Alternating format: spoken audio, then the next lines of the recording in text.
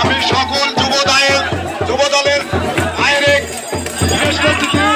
যেন সরকারি কোনো সরকারি স্থাপনা না ভাঙা, কোনো স্থাপনা ভাঙা না হয়, আমি যুব দল অনুরোধ জানাচ্ছি। আমি